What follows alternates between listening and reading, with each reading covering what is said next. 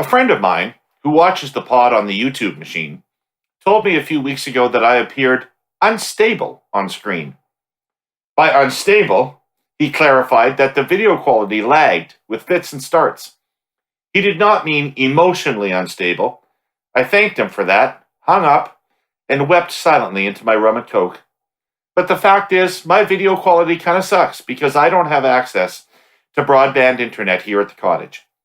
Last week, we started talking about how the federal government's announcement of a $1.75 billion universal broadband fund to bring high-speed internet to rural communities is such welcome news to our presenting sponsor, TELUS. Bridging the digital divide has long been TELUS's key priority. They've invested hundreds of billions of dollars over the years. And they continue to find creative ways to get rural Canadians connected. Here's just one story. With TELUS's partnership, 50 libraries across vast stretches of central and northwestern Alberta have figured out a way to lend out high-speed internet connectivity like a book. They're called TELUS Smart Hubs. You just take one out of the library, plug it into a socket, enter a password, and bingo. Instant access to the limitless resources of the interwebs. But here's the big news. Over the next 5 years, TELUS plans to connect an additional 3.5 million rural Canadians over 600,000 square kilometers. This kind of work takes the partnership of all governments, federal, provincial, and Indigenous, and the will to overcome every single hurdle. TELUS is committed to building those relationships so that all Canadians can digitally access every opportunity through a world-class network. Go to connectingcanadaforgood.ca to learn more. All right, Herle Burly-ites, it's time for the pod, and what a two-part pod it is. Lots of stuff went down in Ottawa over the last 7 days, and we're going to dissect the hell out of all of it with the same kind of joy and obsession a feathered hair grade 12 Herle brought to dissecting every lyric of London Calling by The Clash. I found Death or Glory to be particularly profound. For part one, we've got Amanda Lang in the Zoom Square today. A high-profile business journalist in this country, Amanda helped launch BNN-Bloomberg's predecessor, ROBTV, over 20 years ago. She's worked at CNN, the Globe and Mail, and the National Post, and she was senior business editor, correspondent for the CBC News. We'll talk about the state of journalism in the country, being a business journalist. We'll also dive deep into the post-COVID economy and where the government's going with it. For part two, it's the political panel with our cussin cousins, strategists Jenni, Byrne, and Reid. If you check out the video version of the pod on YouTube, the exciting news is this. Jenni is coming to us this morning from her brand new apartment, somewhere in the heart of John Tory's Toronto. Scott, on the other hand, is broadcasting from his same old throat lozenge-colored basement office, Ludens chic. So we're going to pick up on the Amanda conversation, plus we'll get into the Liberal climate plan, the carbon price hike, and what are the political implications for all the parties, the changeover at the finance department with Freeland and Sabia, what kind of new thinking are we in here for, and a spring election. Will there be one? And if so, what's the prime imperative for each party? And finally, we'll each throw our hey you question out into the void, and we'll see if anyone is brave enough to answer us this week. Amanda, great to have you on the show. Thanks Great for coming. to be here. Pleasure. How are you? I haven't talked to you since COVID started, really. You know, we're among the lucky, so working still and working even harder and working from home safely, so no complaints. And actually, other than watching the whole country and the world go through it, nobody close has been terribly touched by COVID, so I feel a little bit like I've escaped something. Right. And you are doing your job from home? How does that work? It's actually been amazing. March 12th, the whole studio, now I say the whole studio, there are a few souls in the control room who have to go into work because not everything can be done remotely. But all of the reporters and anchors went home. And so we did this setup. And my boss was prescient enough to get these ring lights before everybody else got them. And so we've been doing it on an iPhone for live from my home office since March. And I must say, you know, introverts, as you know, have been thriving, and I love it. I communicate by phone and email, and it's good. And there's still a lot of camaraderie, but I do like doing things in my bare feet. So there you go. Not to get too personal, how's it been for Julian? You know, it's been interesting. My 15-year-old son, he is grade 10. So it's an age where partly he should be buckling down and learning how to be a really good student, and partly he should be doing a lot of social stuff. The scholastic piece is working for him. He works well remotely. He works well away from other kids. So I'm not worried about him academically. Yeah, I think a little bit about what he's missing. I try to keep it all in perspective. You know, I hate the pathologizing of, you know, oh, this whole generation is lost and poor them. Kids have gone through an awful lot worse than this. They'll be fine. But I wonder about, you know, what it means not to do the awkward grade 10 dance when you're supposed to. So we'll see how that all turns out, but fingers crossed.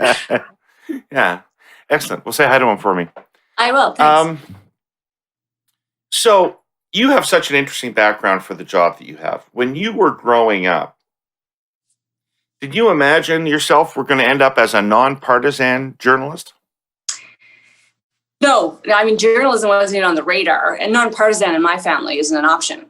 So it wasn't an option. It's still confusing to my relatives that that's something you can be. But I tracked towards architecture, which everybody liked the sound of. We were a family of lawyers by training and, you know, clandestine politicians, if not outright ones. And so when I said when I was 9, I was going to be an architect, everyone thought that sounded great and different. And there's the architect over there. It wasn't right. It ended up not being right. And journalism was really just a lucky accident that had never occurred to me. It just wasn't even on the whole family's radar. But loved it. It scratches a lot of itches for me, including, you know, when you grow up the truth is, so Dad was a federal cabinet minister in a country where that means something, right? Where it means things can happen. You can actually get a lot done in our system of government. You know, if you've got a majority government or even in a minority, I mean, you actually can make change that lasts for a long time. And so when you grow up in that environment, you get connected to it, you care about it, you think about it. And so journalism actually puts you right at the front row seat of a lot of what's happening. Then I happened to fall in love with business journalism. And then the nonpartisan piece of it just happened because when you practice nonpartisanship long enough, it actually takes hold. You actually do start to see both sides of the equation. And it's been hard. I mean, 2 of my brothers ran, 2 ran federally, 1 ran municipally. And I couldn't really help particularly other than cheering from afar because, you know, I can't knock on doors as a journalist. So that's been weird. That part of it was weird. But the stepping back from the partisan piece of it, I think actually I love. It's very refreshing to me. You must spend your life searching for the kind of scoops that just used to happen around you in the living room of your dad's house.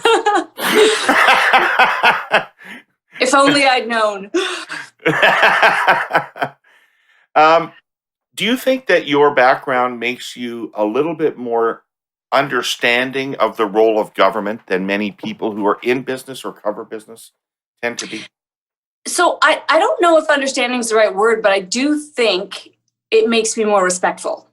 And I remember even being a kid and hearing, you know, other kids be dismissive of people in government. And this was in the 70s when people in government were rock stars.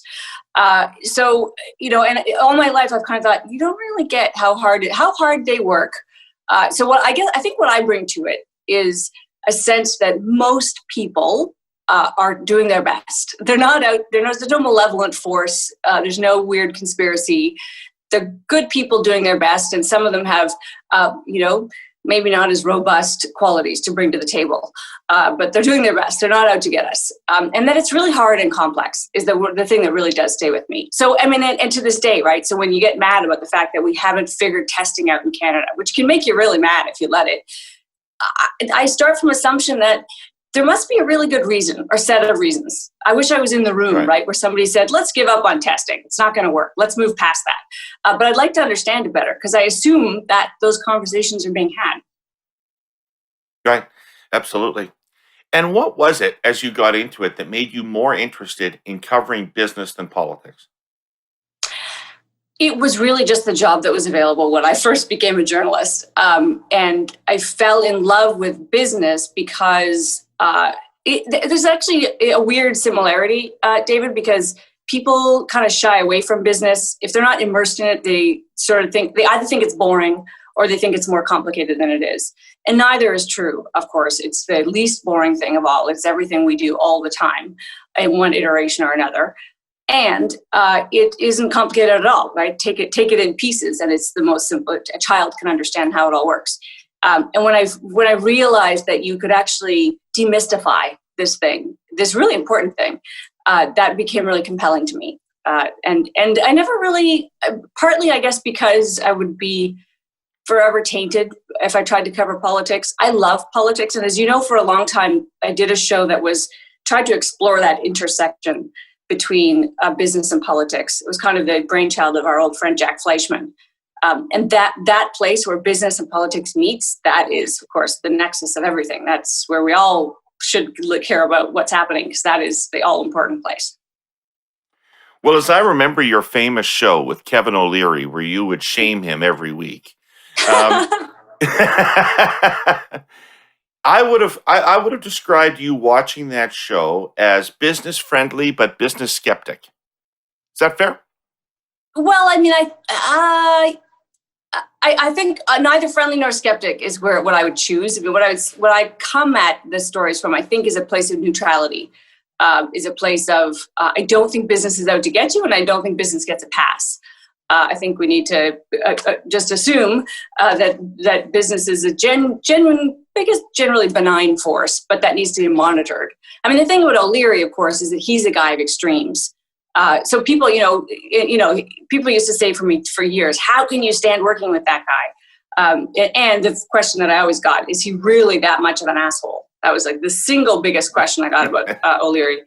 And my answer was always the same, which is, how can you complain about working next to someone who makes you look both nicer and smarter than you actually are? I mean, that's a pretty beautiful thing.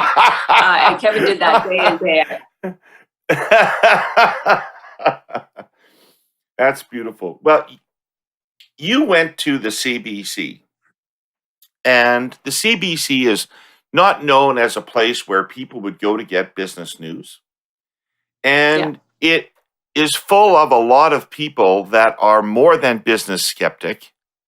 It has a, I would say, generally anti-business point of view, is how I read the news coverage that comes out of the CBC generally. What was it like to try to do your brand of business journalism at the CBC? I mean, there was an amazing group of people. When I got there, there was an amazing business team there.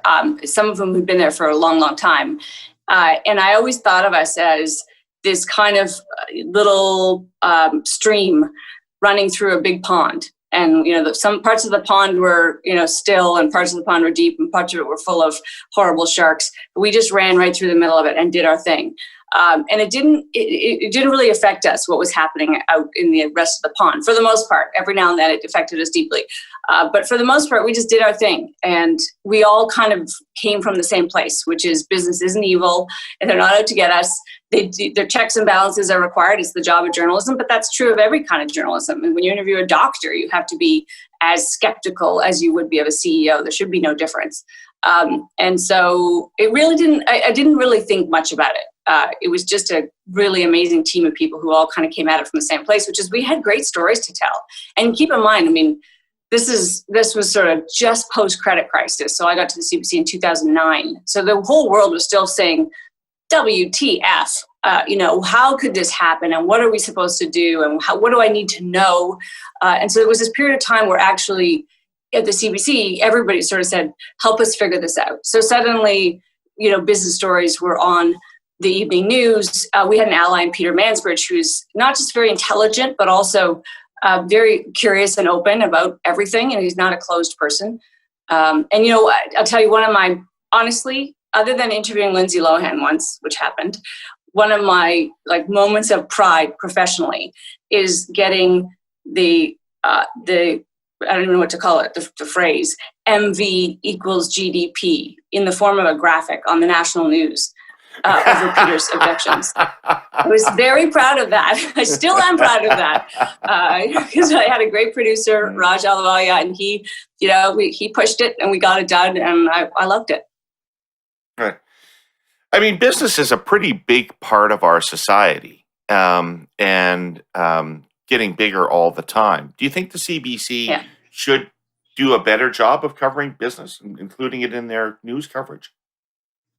I mean, I think the construct of the question implies they don't. I think they do. I think they cover business I think they bring a depth to it that not every place has the ability to do, which is good.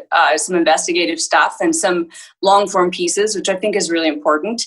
I mean, where the trap we fall into, and this is actually one of the things that I really appreciate about BNN-Bloomberg, which is where I landed and where I began, is there's a kind of a neutrality, and it's a genuine one. And when you come back to it, you kind of sort of bathed in the relief of, oh, I don't need to have a torque on this. There doesn't need to be a point of view as I start to tell this story. It's a set of facts, and the facts should be laid out, and hopefully in a way that's interesting.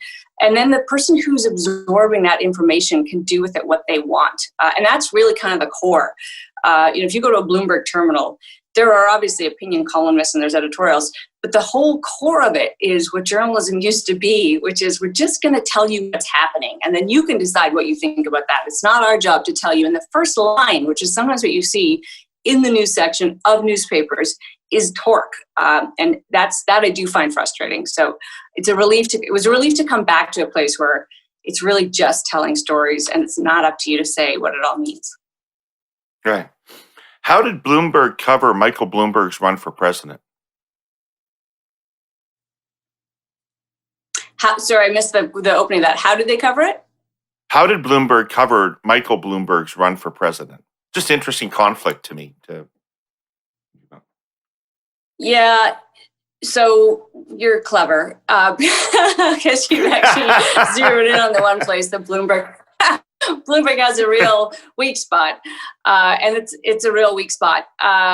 Michael Bloomberg's ownership of Bloomberg is a weird anomaly because he obviously believes in news because he created this whole empire that's really about news generation that's bias free, and yet I'm still going to get fired for all of this, but the journalists at Bloomberg aren't allowed to cover Michael Bloomberg. So there's a function on the terminal called Rich, R-I-C-H, no joke.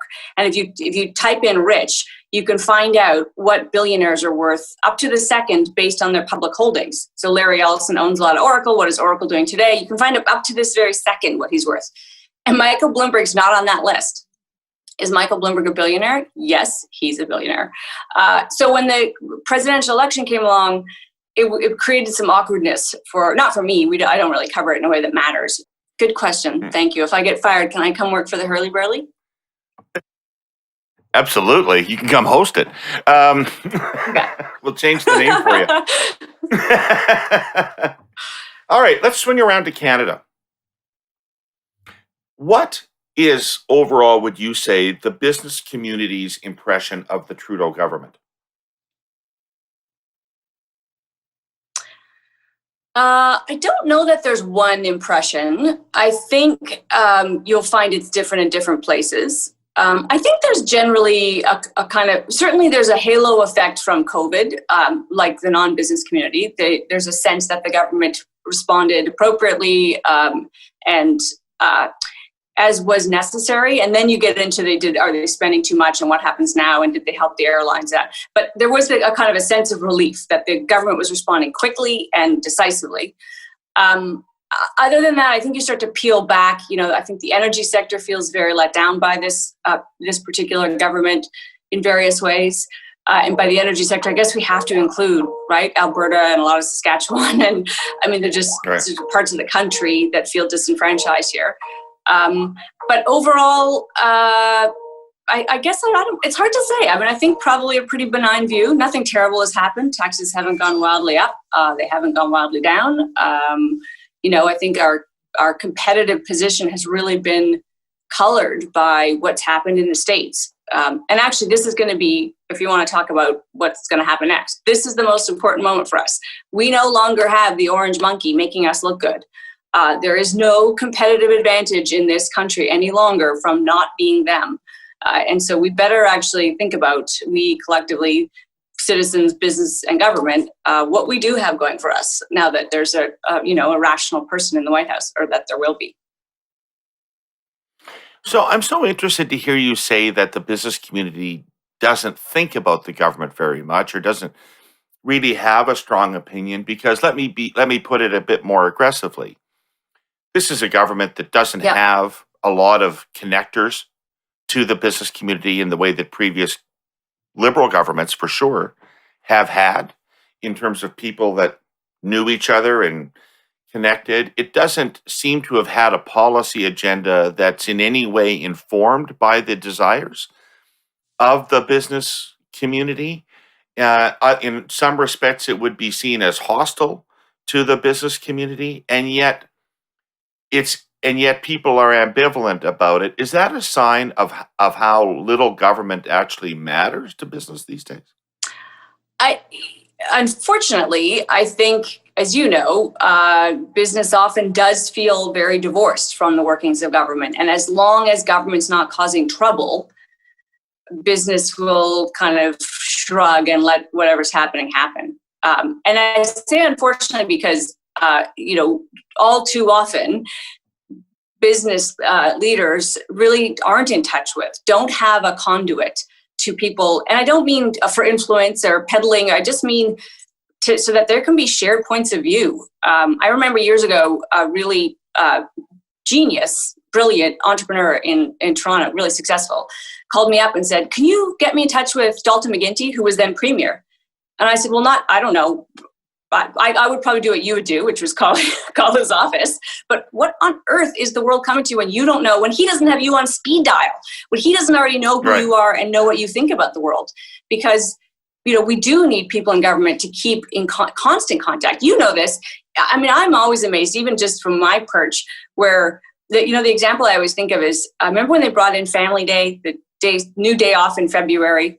It's like, what's not to like about Family Day? For heaven's sake, another day off in the worst part of the year in the blizzardy country of ours. And you get a small business guy on and he's like, "I'm sorry, I have operations in 4 provinces. And 2 of them have this weird day off now that I have to pay for, which costs me, here's the dollar figure to the cent. And 2 of them don't have it. So what?" And you kind of go, "Oh, right." There's a whole bunch of real world ramifications from people who are out there doing real world things. And we really need to stay in touch with them. So I do think if there's a complaint, I guess, if there's an observation about this particular, about Justin Trudeau's government, it's that it maybe has willingly detached itself from business in a way that is unfortunate, because the closer you can keep, the better.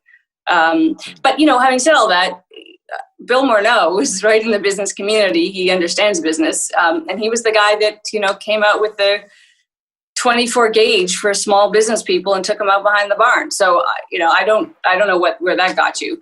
Even the folks in that government that understood business didn't seem to really care about it. Right. Oh, you tricked me into saying what I think there. Excellent. Thank you, Amanda. Do you think focusing on small business for a second now, and I mean, there's been so much, I think the government did a great job of providing support for individuals through COVID. Mm-hmm. And I guess the question is, I know that a lot of people focus on airlines and where's the relief package for this big industry and that big industry. But when you think about small business, is there more that government, either federal or provincial, could or should have done to support small business through this period of time? I mean, I can't think what. And I've, we've thought a lot about this because it's sort of our job to question and ask, what could be different or what should you have done?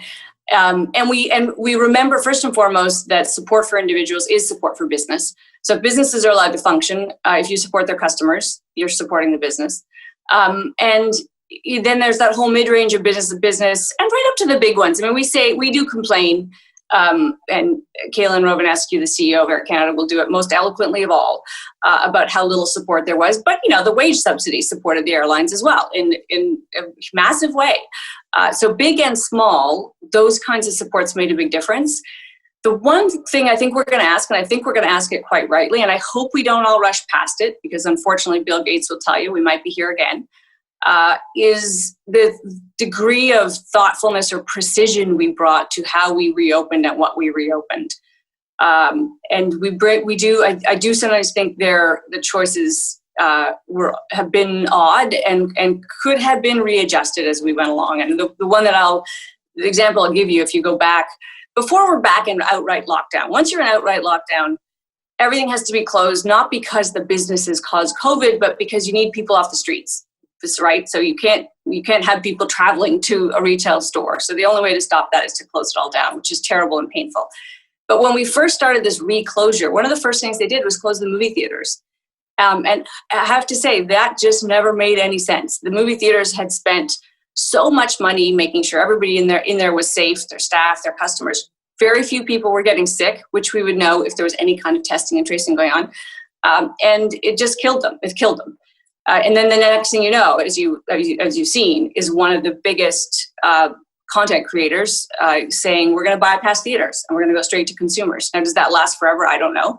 But it's a sign of weakness and it's a sign of real change. And that was just government policy. That was just bad policy with unintended consequences. So what I do hope is that we go back and revisit some of the policy decisions that were labeled health decisions that actually ended up really harming businesses. You seem like you might actually know something about this. What happened to rapid testing? Like, first there was this huge kerfuffle about the feds not approving it. Then the feds approved it. Allegedly, a bunch of it was bought. I've never heard of one being administered at a school or at a place of business or anywhere. What is going on? So I don't know more than you do. And this is actually, I've been thinking about this, and this is one of those places where I'm not going to bring a malevolent lens to it. I'm going to assume good people did their best and that somebody or somebody's screwed up in a big way. And we don't need to put their head on a stake, but we need to go back and figure out what happened and understand why. But the part that really gets me, and this is where you don't know how much of it's politics, right? Because in politics, this, you probably have told people to do this. It's better just to kind of keep whistling and keep walking, right? And change the story and all this stuff, right? The problem is now everybody's like whistling on their way to the vaccine. You need tracing and testing more than ever in the next 6 months. Like, we're going to die without it. We need to know if the vaccine's working, for heaven's sakes. We need to know if people are still, transmissible when they're asymptomatic with the vaccine. There's a bunch of reasons why it still matters. And so, to your question, I don't know. At this point, I assume there was a decision made. I assume somebody at some point said, set it aside, it's not going to work, we're moving on. Because there's no evidence of anybody making any effort to keep it going. And it's, as you and I know, the armchair scientists that we have all become, it still seems important, and other countries are doing it. So it's one of the big mysteries. And honestly, I do think accountability there is going to be important. Yeah, I've never tried to pass myself off as a scientist, and Mr. Reese from grade 11 biology would never let me do that. But I do know that in the spring, the one thing that everybody knew was that testing and tracing were the keys to managing this virus. And we never got there. We just never did it. It's got to be one of the biggest failures of government. It's amazing. Absolutely. So something that's pretty hot right now, and I might have a slightly different take on than you, because I've become so left-wing doing this podcast. But why are businesses taking subsidies with one hand and paying out dividends with another? Why would you come to the public and say, I need money to keep my business operating, and then take that public transfer of cash and transfer it to investors? Another way to ask that question is, why would government allow it? Because it didn't happen in the cloak of night. It happened in broad daylight. Dividend-paying corporations, which are kind of generally well-established large companies, are well known. And so when they were tapping government programs, the government would have known what was happening. And you'll recall that the government did put some restrictions in place about some other things you could do if you did take tax dollars, including share buybacks. But dividends are in a different category. And I think transparency on this is important, and that we will get all of it, because usually a dividend paying company is also a publicly traded company. So it's all going to be published every quarter. But your mother lives on dividends. My mother lives on dividends. To take the dividends away is to impoverish a whole class of people who are already suffering. Since 2009, those people, the savers, have been penalized at the expense of all of the rest of us borrowers. And so the dividends are sacrosanct and important. Now you get to a question of how much is enough? And this is something that Romanescu will talk to you about, because the government will look at Air Canada and say, you have $6 billion on your balance sheet. How do we justify giving you cash? And Romanescu will say, so how broke do I have to be? How on the ropes? How close to bankruptcy? How, threatened does my future have to be before you'll support me? And in there is a very interesting conversation. And it's obviously one that the government has held firm on when it comes to Air Canada. But on the other side of the ledger is a legitimate question of, do you want a healthy business, and what does that mean, and who decides? Dividends, I think, are less complicated. You can't stop paying them. People who are getting them need them. Share buybacks are different. Share buybacks is a straight up wealth transfer, from taxpayers to investors. Even then, you can argue we're like a lot of us would benefit from that in one way or another through various forms. But I do think the so-called investor class is one that is already overly privileged. And that's a place that we should be looking to remove privilege and sort of share wealth. Dividends is not a place I would go. Okay. Do you know why we tax capital less than income?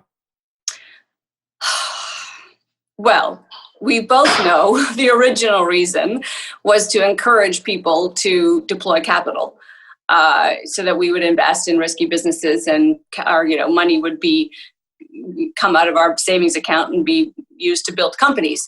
The new reason is either laziness, just the kind of inertia of the status quo, or lobbying by business. I don't know. I mean, one of the beautiful things, of course, about Canada is that the campaign finance reform of whatever it was 20 years ago really did have a good effect. You and I watched overnight the bank's power in Ottawa diminish materially in front of our eyes. Paul Martin said no. Go about your business, folks. And that was a really great thing. And I don't know why other countries don't look at it as a case study. So I don't think it's actually pressure from business that keeps the special treatment. It might actually be the power of the elderly vote. That every politician's afraid to piss off the gray-haired group. But it is time to put an end to it. It is wrong. Income should be, in my view, income should be income. And however you derive it is your business. But the special treatment of investment income, as we know, just read Tom Piketty's book, it just circulates the wealth right up in this tiny little, doesn't trickle through the rest of the economy in any way. So that's one of the things that's going to change. And it'll be hard for some people when it does. That's what makes you so remarkable. A business journalist who reads Thomas Piketty. I love it. Well, you got to read Thomas Piketty and actually read him. No, don't just say you did. Will business oppose this new climate plan by the government? Yes. And I mean, of course, because, will business oppose this new climate plan? Yes and no. On the one hand, business opposes these kinds of things. Remember the hue and cry about the restrictions that ended acid rain. It is the job of business to think in the very short term. So for next quarter's purposes, they'll do the right thing. On the other hand, the biggest businesses in the world in the energy industry, as you know very well, are changing their thinking. They're writing down the value of assets that they consider no longer good assets. Some of those are in the oil sands. They're rethinking about where they're going to invest new dollars. They're rethinking their whole sustainability outlook.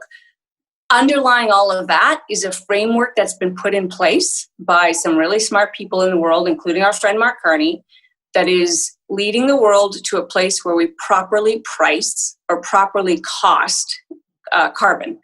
And when we properly cost it, businesses want to be in the right place. So smart businesses are already thinking ahead they're way ahead of you and me, to what the cost, what the risk looks like.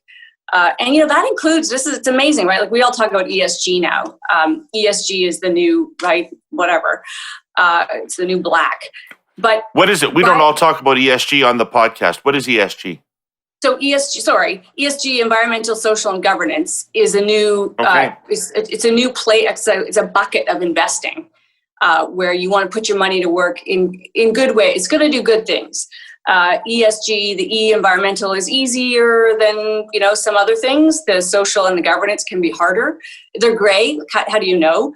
But even when on the environmental, we're starting to see businesses who invest in this way talk about biodiversity. Like, imagine, it's not even just about reducing carbon. Reducing carbon is super easy, right? How much did you have last year? How much do you have this year? We'll give you a letter grade on that.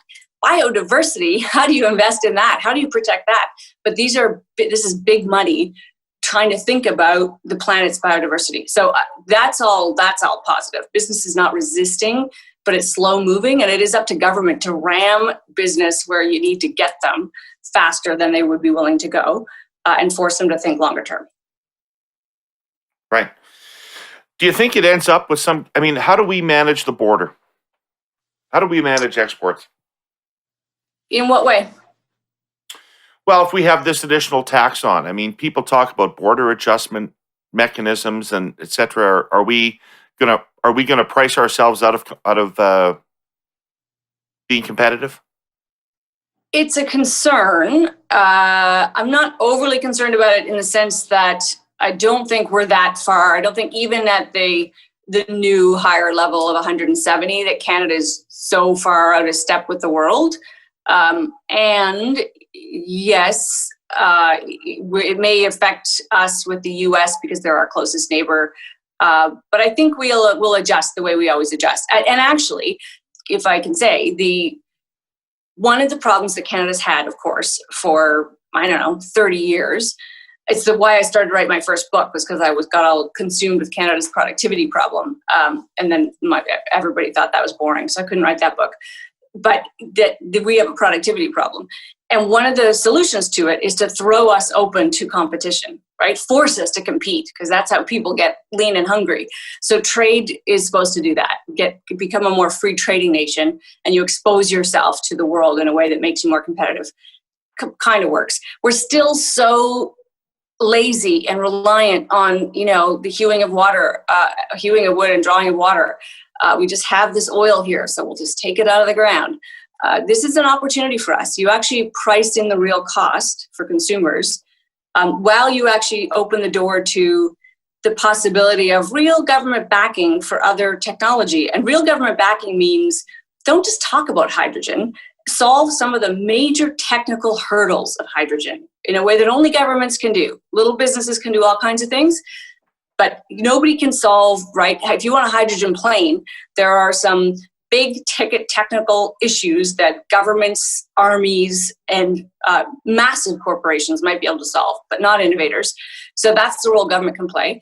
You put those two things together, and we could actually be more competitive. But it's going to hurt. This is the thing, David. When people talk, I had Catherine McKenna on my show yesterday, and she is so relentlessly upbeat about the need for climate change. You talk to her, and it's hard to be critical of what she's saying, because what she's saying is the world is moving fast, and we've got to move with it, and we don't have time to mess about. And just her assumptions are, we've got to do this.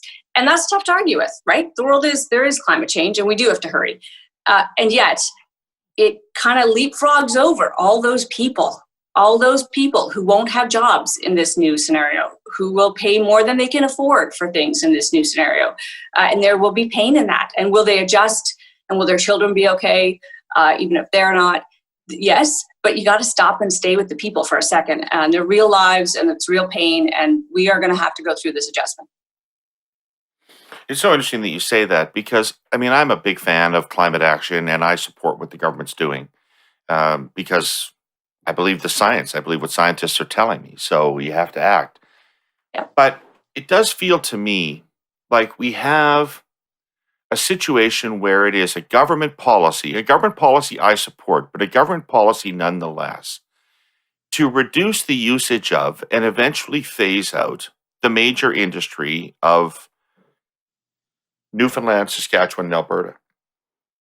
And it feels to me like if this is a national project, if this is a national project to fight climate change, then we ought to be thinking about how we can cushion that blow for those provinces, and how we can, my question is always this, is anybody in Ottawa, is anybody in Catherine McKenna's shop thinking about what people will do for a living in Alberta in 20 years? Yeah. And, I agree with you that is the question. And I don't know the answer. I think they would say yes, that there's retraining and there's, but it's, as you know, there's nothing a government can do easily that will take away the pain. And I think you're hitting on something that I think is really important for the country, which is when we have a strong federal government and when we have a strong federal sentiment, if I can put it that way, we remember that there is no, the divisions are not at our provincial borders, and we are here for each other. And I've joked, not usually to people from the West, that all of this would have been solved if we'd kept the National Energy Plan. But even that aside, we do need to remember that this is the Canadian family, and it does matter. And I don't know, and so I think what we've seen in the last few years, more than a few, but certainly the last 4, if we're honest about it, is a sense of FU from the West and maybe from Newfoundland, less from Newfoundland, I think, but certainly from the West, because there is a feeling of just being disenfranchised, that we see one path forward and it's without what they do. And that's very insulting, even to all the folks in Alberta and Saskatchewan who don't do that. They understand the importance of the value of it and what it's done for the rest of us in this country, frankly, and still does. And by the way, this is the real kind of kick in the teeth. Some of the very innovation that will get us where we need to go is coming from the biggest players in the oil sands. So, because they have the cash and they see where this train is going, they've been investing in new technologies, but you can't change the engines on the flying plane, right? So they're still carbon intensive, but they're thinking about the future at the same time. Nobody in the rest of the country understands the economic impact of the oil and gas industry at all. Like, it's pretty much the only thing we export, isn't it? Well, it's not the only thing, but it's a big thing. It's a big thing. Yeah. We export hockey talent too, and comedians. Yeah. Is the business community more worried about the deficit than the government is? I would say yes, in general. I don't think that would be surprising, though, right? In general, I think the business community would like the government to live within its means. I think if the so-called big guys, there's no monolith here, obviously, on either side, but if the business community sat down to break bread with government and said, let's talk about running deficits, they would all agree with the basic math, right? That you can finance extraordinary spending right now because it is cheap debt. And so we will finance it now. I think what the business community would bring a slightly more fine-tuned appreciation to is that it doesn't make the debt lesser. It just makes it more affordable. So it's not as though you're taking on less of it, and you should keep that in mind. And governments can't go down, right? They can't go bankrupt. Businesses can. So I do think that the business community is a little bit more jumpy about getting in over your head. And there's also a sense, I think, those of us who are of the age who remember living through the hard work that Paul Martin did with Jean Chrétien, I personally am frustrated to see it. And I don't mean the deficits come back. I mean the mentality go away. The mentality of, here's the deal.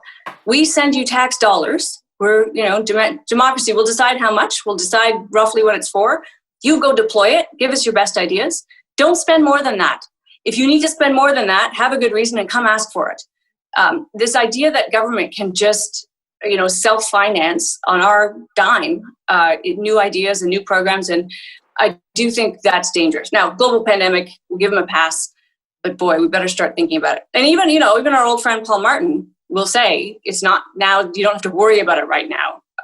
So when he says that, I can relax a little bit because he knows about these things.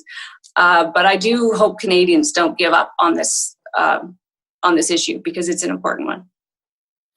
But isn't it all about interest rates? Like, the government is looking at essentially free money. Like, they're borrowing at less than 1% for long terms. So they're seeing that as essentially free money that they can allocate to more productive uses in the economy. Why isn't business doing exactly the same thing? Why isn't there an explosion in business investment, given how cheap money is? Well, there is. I mean, it certainly has been. It's never been easier to raise credit, and the rates at which you can borrow have never been better, right? So what we used to call, high yield credit, risky credit, is the spread. The difference between that and the safest debt of all is nothing. And you are seeing people borrow as a consequence. The thing, I really do, it's so boring to say this, but the thing I really think everybody should keep in mind, taxpayers especially, is, it's the equivalent of, because you can literally get right now, as you know, a 0.99% mortgage. HSBC is offering a mortgage below 1%. So theoretically, you say, hey, great, I'm going to go get that $10 million house that I can't really afford because they're giving me free money. Well, there are two problems with that scenario, as you know. You still owe $10 million. So that's problem number one. Problem number two is the mortgage rate could go up.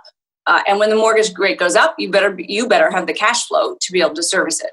Now, what happens, of course, in the real world is the $10 million of debt you have on this house is in jeopardy if the value of the house falls. We all saw this in the last real estate recession. The value of your assets can decline and your debt does not. And suddenly, the smartest thing to do is drop your keys through the door of a bank and walk away. The government equivalent of that is more complicated, but we could certainly see the value of our assets decline, interest rates go up, and our debt be still record levels. And that debt stays the same, right? Every dollar of debt you take, whatever the interest rate on it is still a dollar of debt. And so this is the real thing. Okay, stop me when I get boring, like 5 minutes ago. But the thing that Paul Martin really showed us is the virtue of living deficit-free isn't, to be parsimonious and say, oh, they sent me $1 and I spent $1. It's because every cent above that, you pay down debt. And when you pay down debt, you're freeing up capital, right? Like, as we all know, if you don't carry money on your credit card, you have more free capital every month that's not being wasted, being sent away for no reason. And so it's actually paying down debt is the virtuous spiral that we were in there for a little while. And that's a beautiful thing. That's a thing where you get to where we were, which was amazing financial flexibility. The thing I find most frustrating is politicians in our country today say, we're in such great financial shape. And it's like, because people behaved the opposite of what you're doing, we got to great financial shape. It's a bit of a weird circular argument. What's that? How much of a difference is it, though, that in 1994, Paul Martin had to go to New York, to Wall Street, and say, we need to borrow $100 billion. And they would say, actually, no, we don't like the way it looks. And so we're not going to lend to you unless you get your act together. Now we're borrowing our money from the Bank of Canada, like it's just across the street and everybody's friends. Like, doesn't that change everything? Well, it changes everything for now, but even the Bank of Canada has said it does not want to be the majority lender. You do need other forms of lenders. They're approaching 50% of the debt market. That's not a healthy place to be. We do need exterior lenders. We need people to still be willing to invest in this country. And if you jump back to what we were talking about before, I mean, if we were a business, we got lots of great opportunity and ideas, but one of our primary products are buggy whip manufacturing. So as new dollars coming to Canada, I don't know, we look good in the world right now. America made us look good for the last 4 years. Europe makes everybody look good because it's a basket case. So we look good. I'm not saying that the world will abandon Canada right now, but if you were reading us like a balance sheet, do you put new dollars to work here? I don't know. What's the return on that? Right now, we look relatively good, but that's not really what we all aim for. Okay, we're running out of time, so I got to ask you one last question, which is, you have both been a professional colleague of Chrystia Freeland and have covered her, obviously, for the last number of years that she's been in politics. You probably know Michael Sabia from various places over the years. Two-part question. A, what do you expect from this tandem, which looks like it could be pretty exciting? Mm-hmm. And second of all, they've got $100 billion, they say, in their pocket that they're going to spend starting this spring. What should they spend it on? Wow, leaving the easy questions for last. I'll take the easiest part of that first, which is I agree it's a really interesting combination. And I think it's because they are similar in this way, which is they are both very, very intelligent people who care deeply about issues and their own vision of what can be in a way that I think is beneficial to others. And neither are wholly invested in ego or even, as far as I can tell, with Chrystia Freeland, particularly politics. And I hope that stays the same way. But Michael Sabia for sure will be a breath of fresh air. That now you get to the hard part, which is how do you spend the $100 billion, or even, we toss around these numbers like they're nothing. Let's say it's 27 a year over 3 years. How do you do it in a way that does maximum return while creating jobs, which isn't always the same thing, and pivoting us to the future? Wow, I wish I had an answer to that. I don't even think that Chrystia Freeland has the answer to that. But I think if you wanted to get a couple of people in a room with a good shot at getting close to it, you're not doing too badly there. If they don't know the answer to what they would do with it, how did they know it would cost $100 billion? Oh, such a good question. I don't know. It's a nice round number. I think actually they arrived at it as a percentage of GDP. I think the idea was that they would keep spending at a stimulus level, which is like 3.5% of GDP, in order to stimulate post-COVID. I think is the idea. Christia's adorable, right? Because she just seems so not to care about things that other politicians care about. And she was on our network a couple weeks ago, and she actually said on the air, well, if your viewers have ideas, they should let me know. And I think she means it. But I actually think if you have an idea, you should write in. Take that as you will. I think there's a lot of possibility here. I'm not worried about either this finance minister or that deputy finance minister being spendthrift. That's just not a feeling one gets from the duo. But I am worried about some of the targets the government favors, right? Which is job creation it's not a bad one. We like people to have jobs. Is it the one that says we're setting Canada up for long-term success and wealth? Not always, right? The job you can create tomorrow isn't necessarily the one you would want your kid to have. That's going to be the. And by the way, we may well all be voting on this, right? This may all be in a spring budget that the opposition parties will be dying to go to the polls over. So this would be a very important set of ideas, I think. Well, that's the challenge of politics, right? Is what is good for the country 20 years from now and what allows me to survive the budget vote in the House of Commons. Exactly. Maybe may well be two different things. Hey, listen, are you writing another book or anything like that? I love The Power of Why. That was a great book. Thank you. I did write a second book, The Beauty of Discomfort. You should read that too. I'll send it to you. Okay. Thank you. I had a book in me, and then it got away from me a little bit. Events overtook. I don't know. It's a process I really enjoy. I like to do it. So maybe, never say never. Great.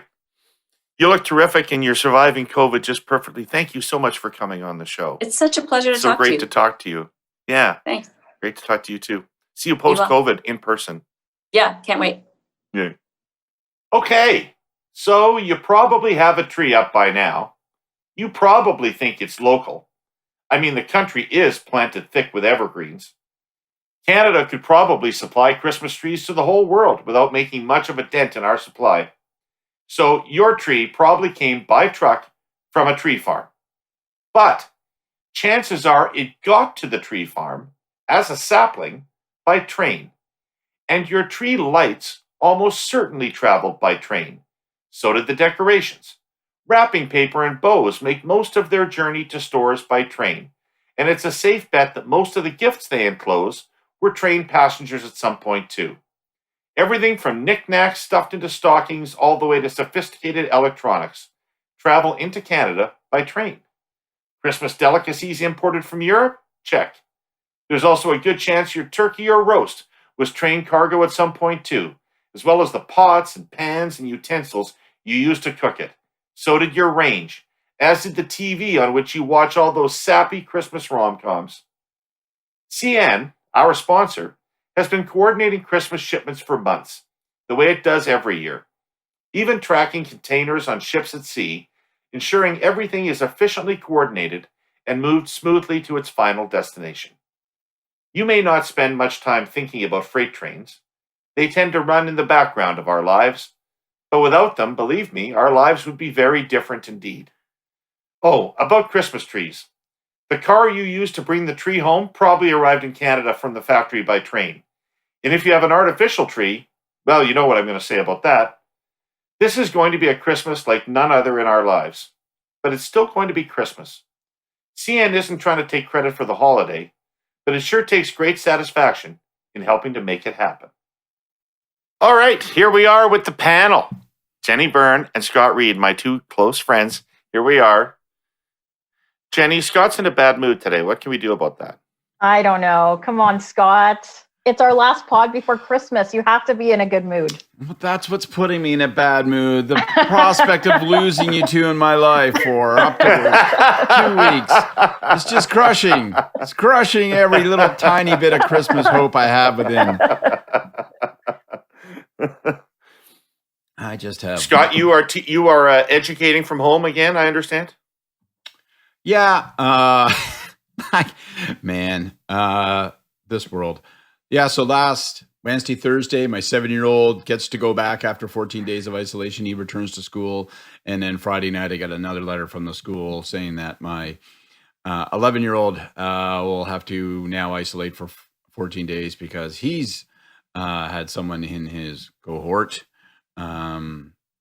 test positive. So he's now been tested and we're waiting for the results. But, there will be no more school. So there's another kid. The 11-year-old's a little easier to handle in terms of the 7-year-old, in terms of the way it taxes your day, but still it doesn't lend itself to hyper-productivity. But as I always say, there's a fridge, there's ice cubes, there's a liquor cabinet, there's hope. Jenni, that is a lovely new background you have. Thank you very much. What are we looking at? I moved. I've moved in the last week, so still, next time you see it, there'll be things on the shelves. But yes, a new background, a new apartment. I always love when the backdrop is a door, because then we'll be chatting about carbon tax or something, and suddenly the door will open and a guy with a crazed mask and a chainsaw will be going, Jenni, get out of the new apartment. It's got a killer in it. It's that's my TV. That's a mantle. Oh, it's like a fireplace. I thought it was a door. Okay. Yeah, no. Well, that takes away. Still could happen though. Let's hope. Still could happen. Still could happen. Hey, you know what? There was a big week in politics this week. It's a big week, and we got a lot to get to. I want to start though with books. People occasionally comment that they like the book recommendations on this show, so I'll do a few of them over time, but this is not really a recommendation. This is something I thought we might talk about a little bit. This is a very young George Stephanopoulos and his book, All Too Human, about Bill Clinton. This is the book that allowed George Stephanopoulos to move seamlessly from political staffer to host of This Week, political show on a major network. And the way he did it was by turning himself into a nonpartisan. And I mean, the book is well described on the inside flap. For 4 years in the White House and 1 year of campaigning before that, George Stephanopoulos was rarely more than a few steps from Bill Clinton. As the president's senior advisor, he saw it all: the endless arguments, the backhaul scheming, the protracted decisions, and the last-minute flip-flops. Now, with the natural ease of a born storyteller and the sensitive eye for detail of a novelist, Stephanopoulos tells an extraordinarily gripping story of human foibles and frailty in high places that is destined to be one of the great political memoirs of our time. This book worked out very, very well for George Stephanopoulos. I just don't believe George Stephanopoulos had any right to write this book. I am very much in the world of that Bill Clinton put George Stephanopoulos in a very privileged position of access and trust. And George Stephanopoulos was not famous for any reason other than the fact that Bill Clinton chose him to be his senior advisor. And then he turns around and writes about everything that he saw in a way to distinguish him favorably from his boss. This is, in my view, not cricket. Jenni, Scott? Yeah, I listen. I don't think it's. I think it's probably in poor taste. It's not something. It's not something that I would do. But as a political, as a political operative, once someone makes the decision to write a book like that, they've made the decision to never go back into politics, because there's no way that you would ever be trusted by.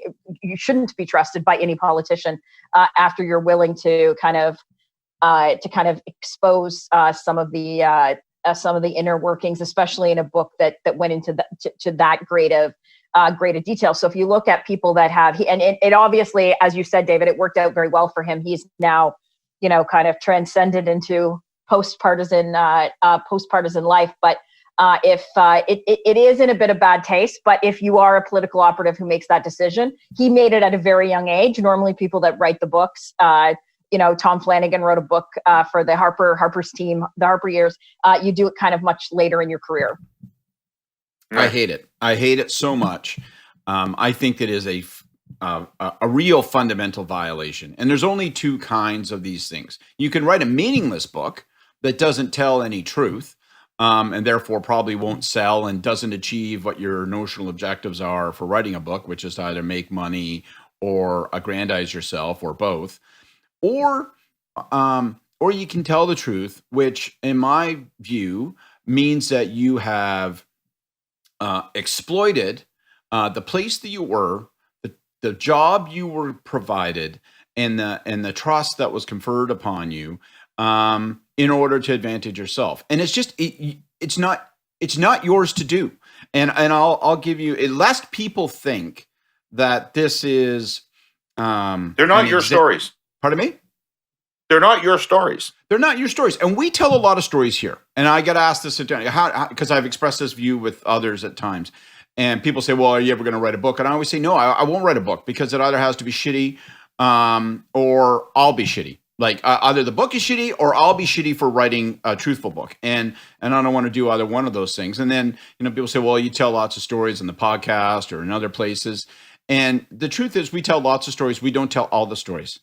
And, that it's an important distinction. And I don't think you can write a book. You can't write 350 pages and have it be worthwhile without telling all the stories, or at least not without telling the important stories. And so I have a fundamental disagreement with that. I want to add one last point, lest anyone think, well, it was still a good move, and this might be a recipe that others can follow if you're willing to take the position that you had, burn those bridges, tell the truth, promote yourself. Maybe you'll go on to bigger and better things like Stephanopoulos did.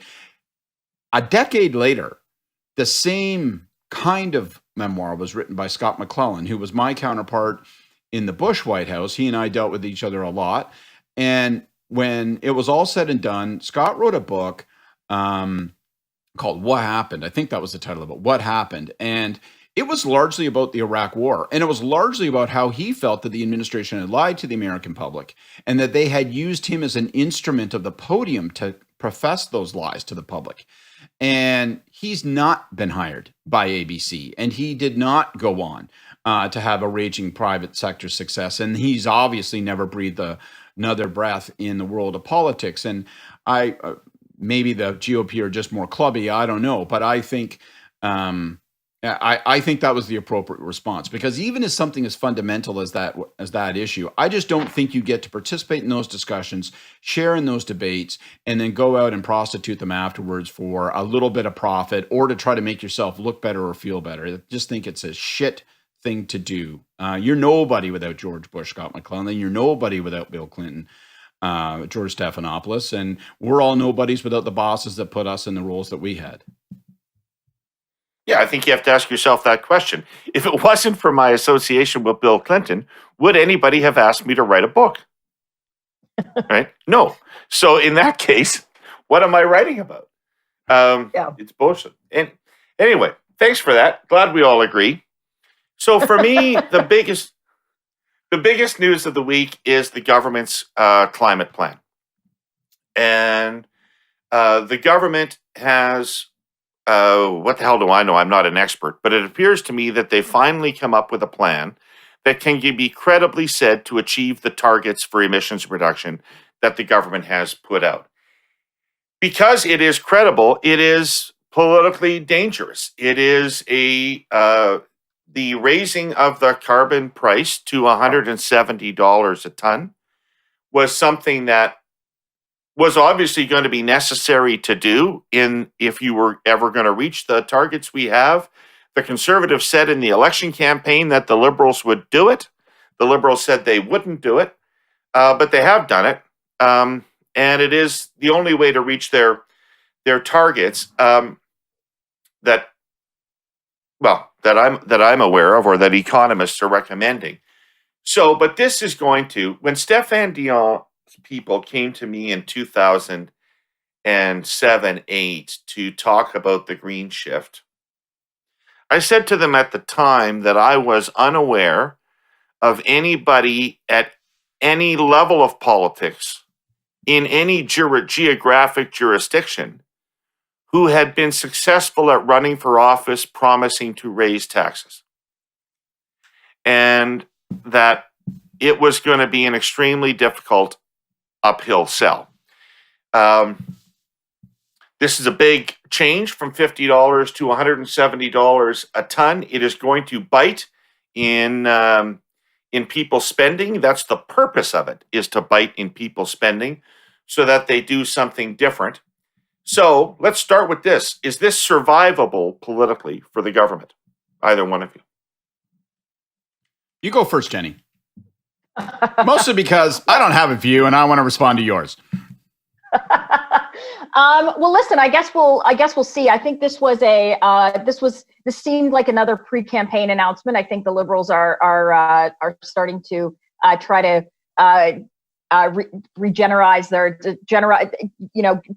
pump up their base a little bit in terms of this. They did, of course, lie in the last election and say they weren't going to do this, and they haven't been able to meet the Paris targets now. So, it's an easy announcement for Trudeau to make because it's a decade the announcement that he's making is a decade in the future. He won't, even if he wins the next election, even if he wins the election after that, he's probably not going to be prime minister by the time that 2030 hits, and we're sitting at $170 a ton for the carbon tax. So it's an easy announcement for him to make because there's really no consequences, and I think it is a gift for the Conservatives and the opposition, because this isn't just about, everyone will knee-jerk go in to talk about electric cars and what have you, but this is going to take a real dent into people's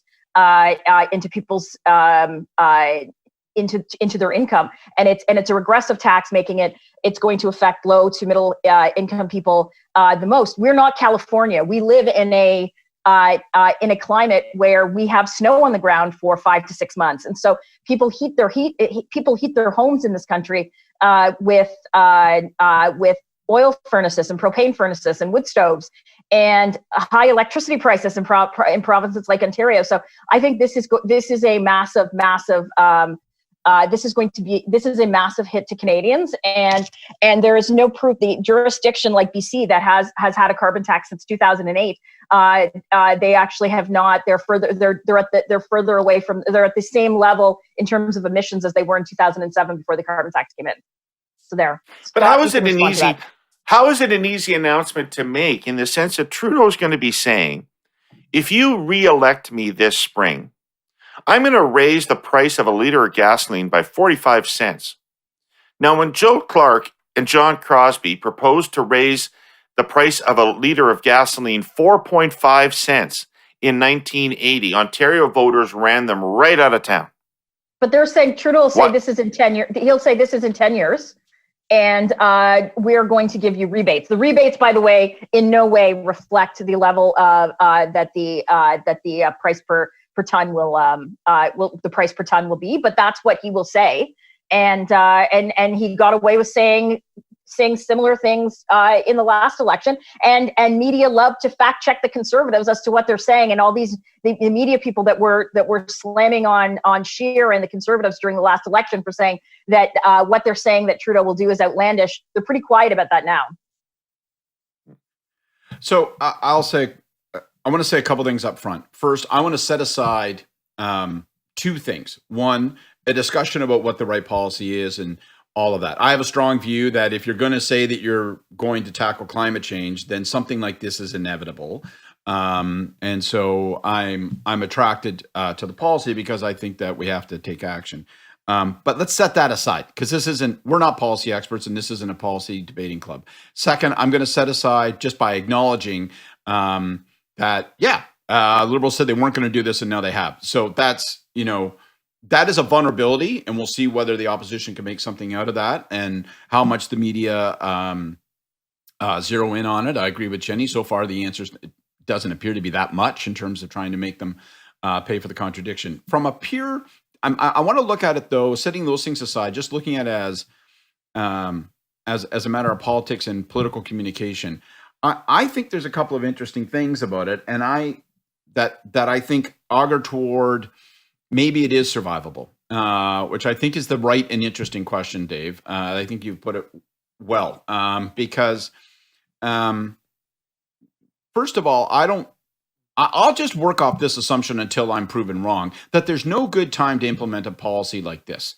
That no matter how much in terms of offset you put and how long you make the scale and all this, it's still a dangerous political proposition to go to the public, as you said, and said, my principal promise is going to be to raise your taxes. Now, I'm going to do a bunch of other things, but that's going to be that. And you know that your opponents are going to characterize it that way, as Jenni began to, and so forth. So I don't think there's ever strikes me there isn't a good time to do that. There are those who believe if we just campaigned with this openly and we took this to the street, we can win this argument.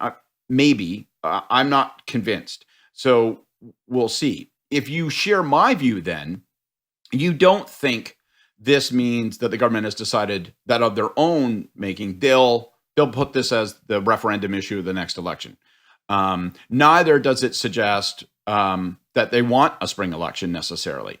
I would argue that it means that you wouldn't want a spring election, because my argument is put this thing in now. And what I'm attracted to about it as a political piece of communication, what gives them a chance at surviving is, one, it's being implemented, it's being launched at a time of chaos, a time of economic disruption and chaos. And I think that when there's that may have the effect of somewhat masking or confusing what some of the disruption that might emerge from this could be, right? Is it because of the economic recovery coming out of COVID? Is it because of lingering effects of COVID? Is it because of carbon tax? Is it because of apprehensions governments have about carbon tax and about adjustments that need to be made in terms of parts of the country, or adjustments that need to be made in terms of cross-border activity, all because of carbon tax? It's in a weird way, not in a weird way, I think in a way, this is the best possible time to launch it. That doesn't sound very virtuous, what I'm saying, but I think it may be, since there's so much turmoil anyway, I think saying we're going to have to make a bunch of tough calls. We're going to have to make a bunch of tough adjustments. This is one that's inevitable in our view from a policy standpoint, and therefore politically, we're going to put this into the mix now, because let's deal with all the pain, disruption, and change at the same time, and it has the effect of masking it. So that's thing number one. Thing number two, I think it may be somewhat, my argument always is don't ask for permission, do it, and then deal with the consequences. And that's kind of been my approach to life since I was in grade 6. And so, I think going ahead and doing this obviously opens you up to the accusation you made a contradiction, that you didn't campaign on this openly, so all of that for sure. So that's a vulnerability. But I think by fronting the rebate, and Jenni can make the argument, and she's going to have to, and her friends are going to have to make the argument that the rebate is insufficient in comparison to the benefit of any emission change, or insufficient in comparison to the cost of the tax increase. I think by putting the rebate into place, you highlight that there is a trade-off. The problem with Dion was he said, I'm going to give you this tax and I'm going to promise you this benefit. And people said, I believe the government will fuck me with the tax. I don't believe the government will reward me with the rebate. So you say that, but I can't see it. I won't believe it. It'll show up on my income tax statement at the end of the year, which is mashed up with a bunch of other stuff. So I think by making the rebate an actual payment, delivering it in advance so that people start to see it and they see it in a time when they're coming out of economic turmoil, I think maybe that also helps take the teeth off of it. I recognize this thing is heavy lifting politically. But it feels to me like they're saying, this is something we're going to do. We have to do. This is actually, in this chaos and confusion, the best possible time to launch it.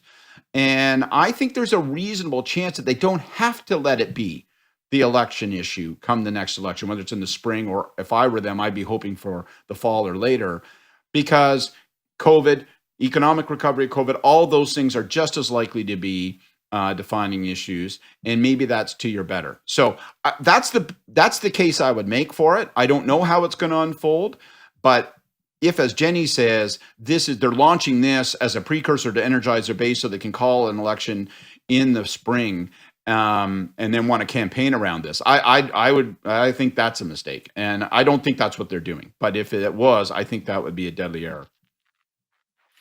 You know, Jenni, everything in politics these days in Canada comes down to the suburbs of Ontario and British Columbia. And I mean, that's the battleground. That's where the Conservatives are behind in the current polls, and that's where they have to make it up. How does this issue play in those areas? I think it can play. Listen, I think it can play very badly for the Liberals if the Conservatives and the opposition have the ability to lay out how much this is going to, the mammoth cost that this is going to be to households. This is, as I said, this isn't the difference between going from your gas guzzling SUV to a hybrid. This will raise the cost of everything. I know that's what we said in 2008 when you were talking about the green shift, but everything. We are a country that imports a lot, and everything that is transported, everything that's heated, everything that's cooled, that all takes energy. And if those costs go up to businesses, those costs are going to go up to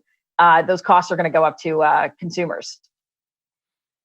You know, Jenni, Mark Cameron, whom you would know because he worked for Prime Minister Harper, I do, Mark, has been spending a number of years trying to organize Conservatives around carbon pricing.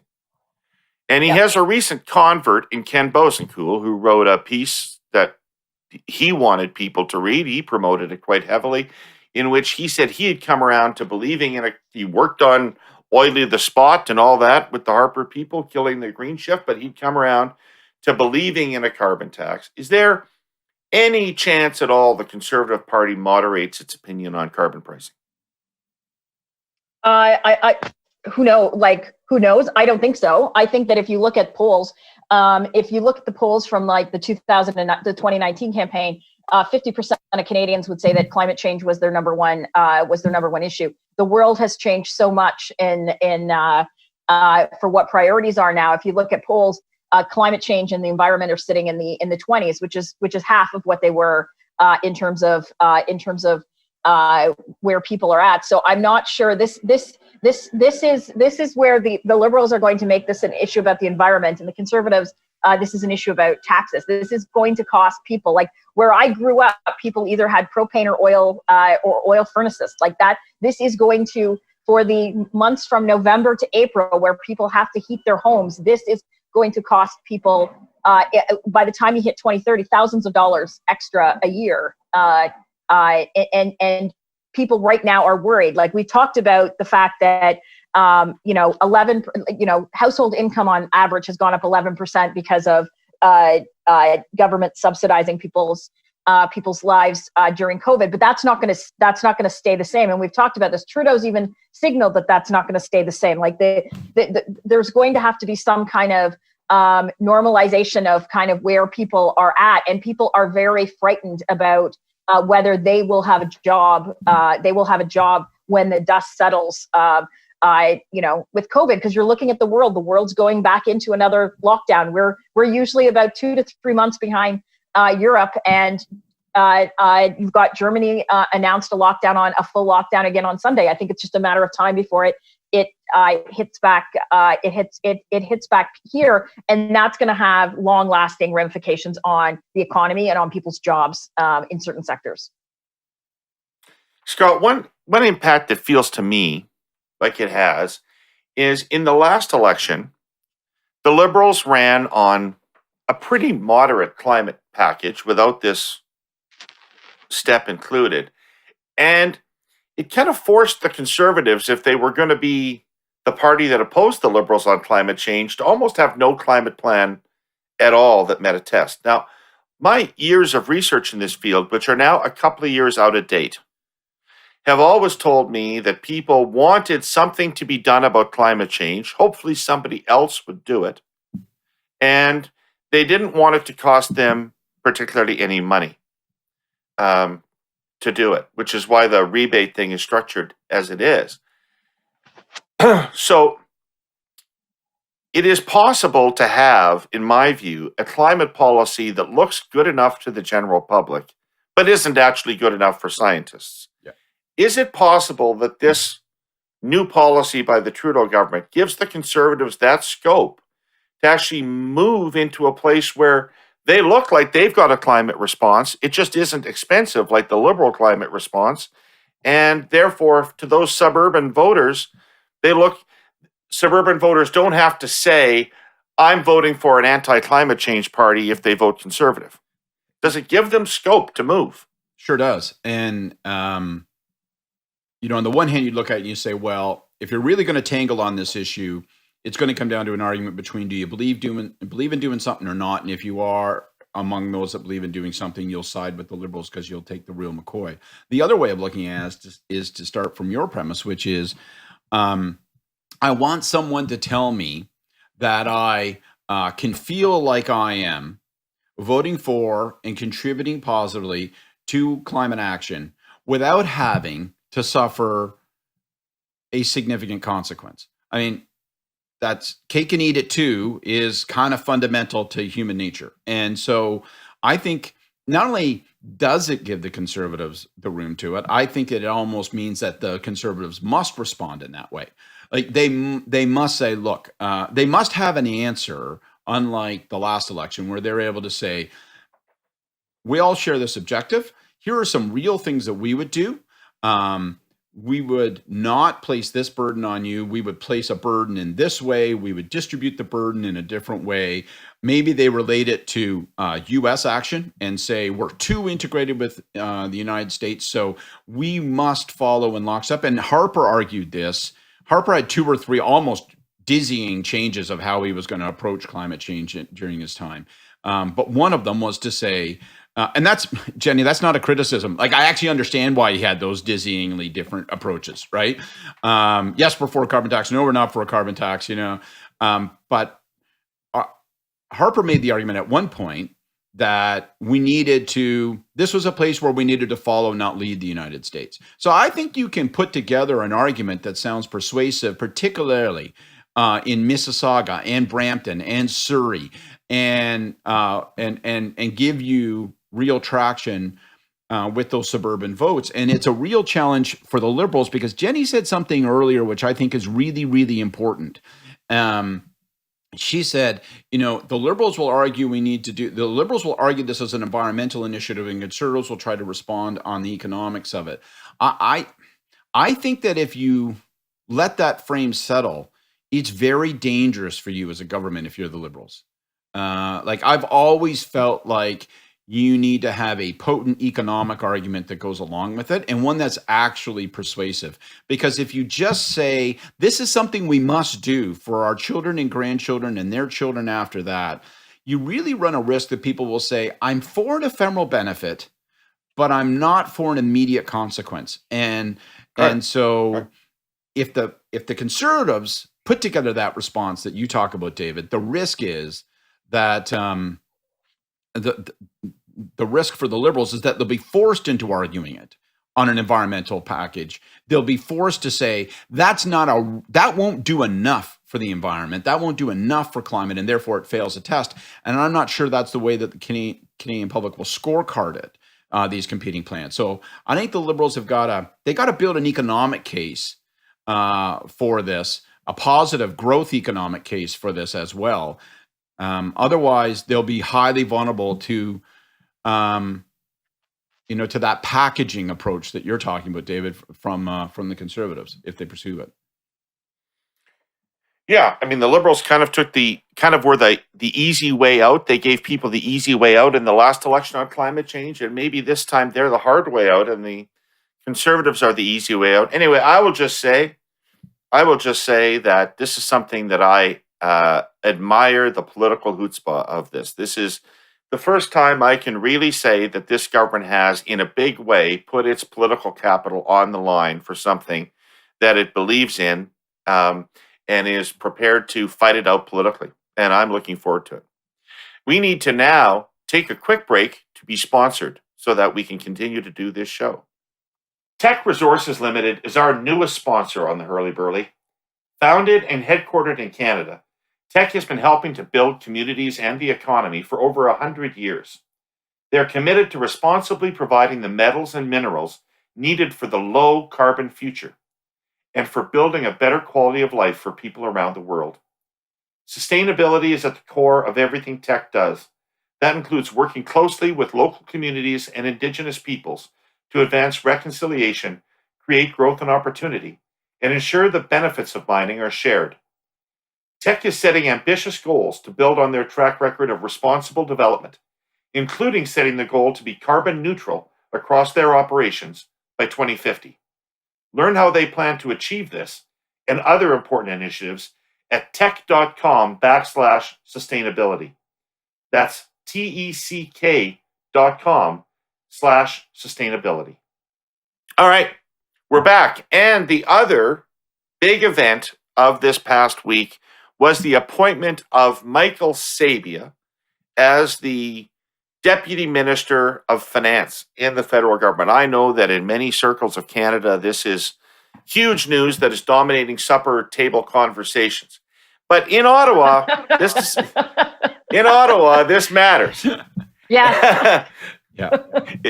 In Ottawa, this is a big deal. So you now have Chrystia Freeland, Deputy Prime Minister, and newly minted Finance Minister.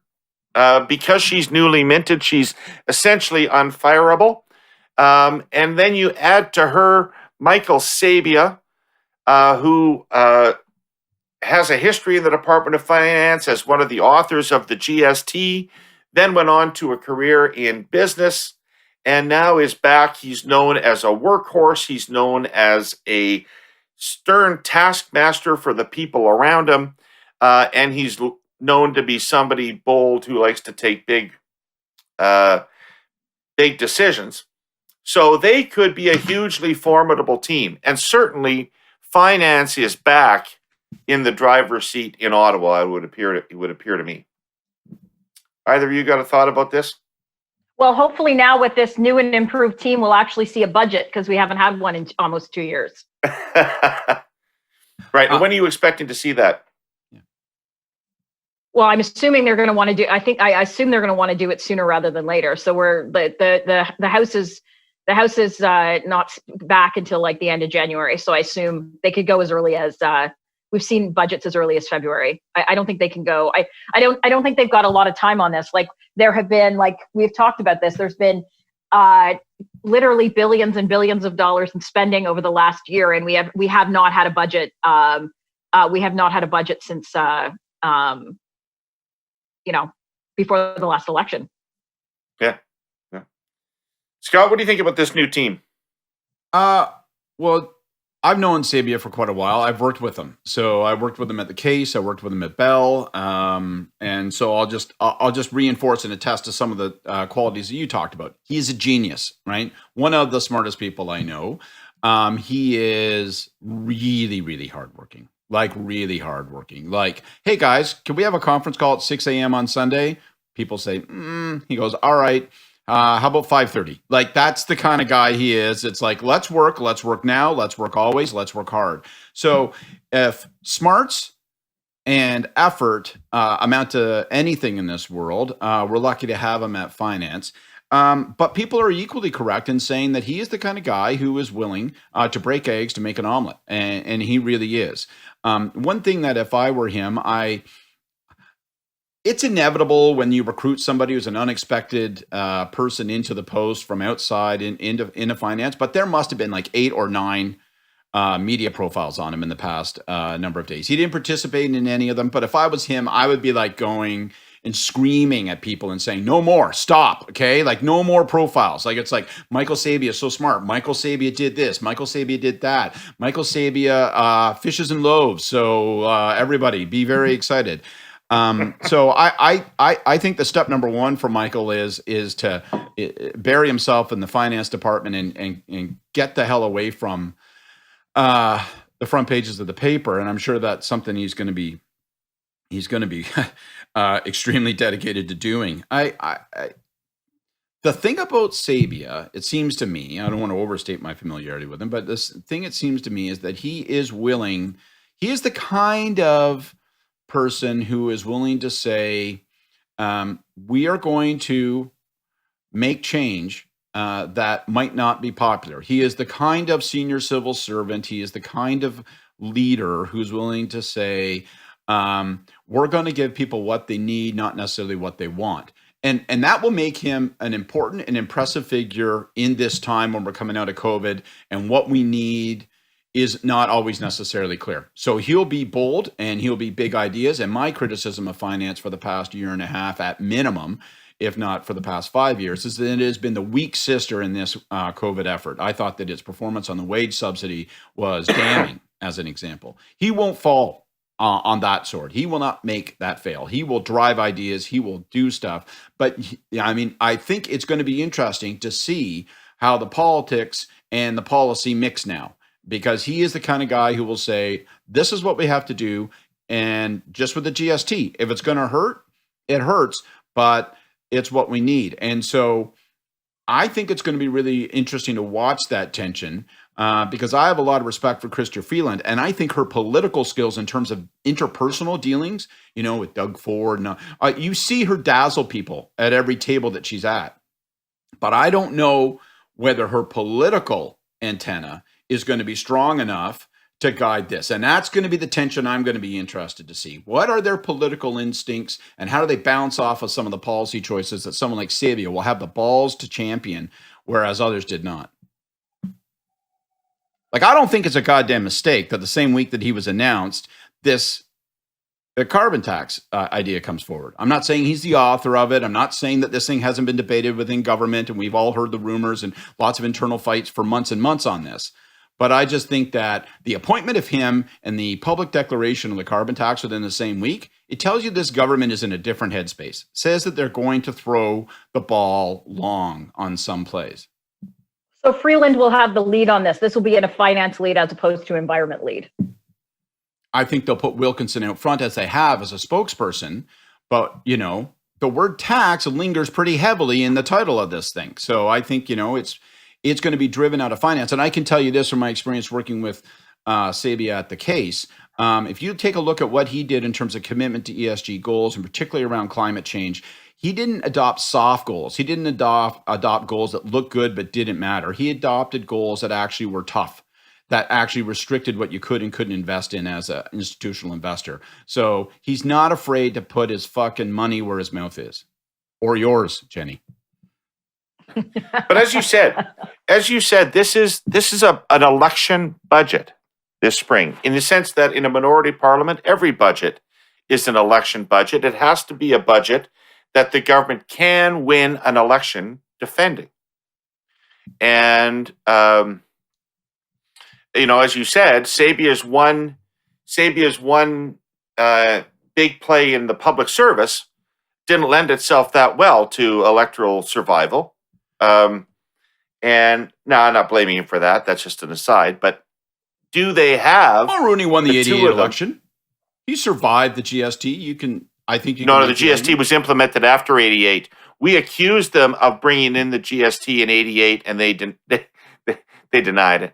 It was an issue in '88, and we decided to not play it hard in '88, though, and went fully on free but trade. It didn't exist. It was an issue. They hadn't announced it. Vulnerability. They hadn't announced it, and it didn't exist. They were working on a value-added tax. They did it. The story Bill Fox tells me is that around the cabinet table, after they'd had the final conversation, and everybody had decided that they were going ahead with this very courageous political move, that David Crombie said, who was just in the news himself this past week, that David Crombie said to everybody, just so we all know, we're all going to lose our seats over this, right? Yeah.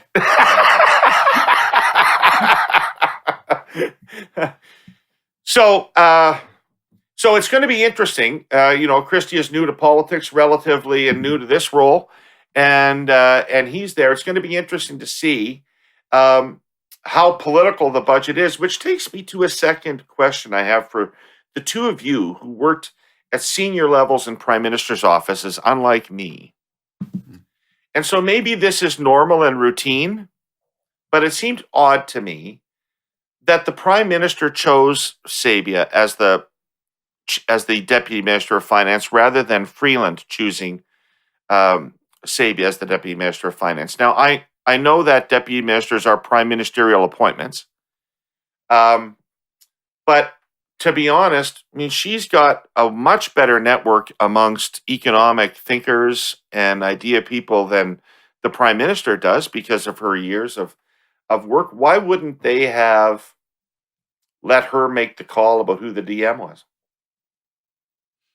I'm not following you. Like, I don't, that's not my impression of what went down. My impression is that. Well, what I've been reading is, let me clarify my point then, before you dispute it. I don't know anything. I'm reading newspapers, and what I read, I think, in the Globe was that the Prime Minister had reached out to Michael Sabia.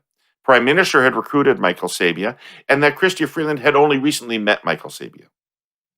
My impression is that he's been talking with the Prime Minister since probably late March. I think that Michael saw some flaws that others observed in the initial response programmatically out of finance in March. I think at that point he had enough, he got enough muscle that when he was expressing a contrary view, people wanted to hear what it was. And he became engaged at that point with the PM. And I think that he's been engaged with Freeland for, I don't, maybe I'm wrong, but my impression is that it's very much both their choice. I think it's hard to put a piece of paper these days, fit a piece of paper between the Prime Minister and Chrystia Freeland. I think since the election, she's both his most powerful minister and his most powerful advisor, other than his chief of staff, obviously. Yeah, I don't really have anything. I don't think it was that odd how it seemed to go down. No, you think normally that would be a prime ministerial decision? Well, it usually is. It's the Prime Minister and the clerk that have those discussions, and the senior, like the DMs. The clerk would have. Who picked Lynch? Ultimately, they answer to the clerk, right? So that's ultimately like chain of command is he answers to the clerk.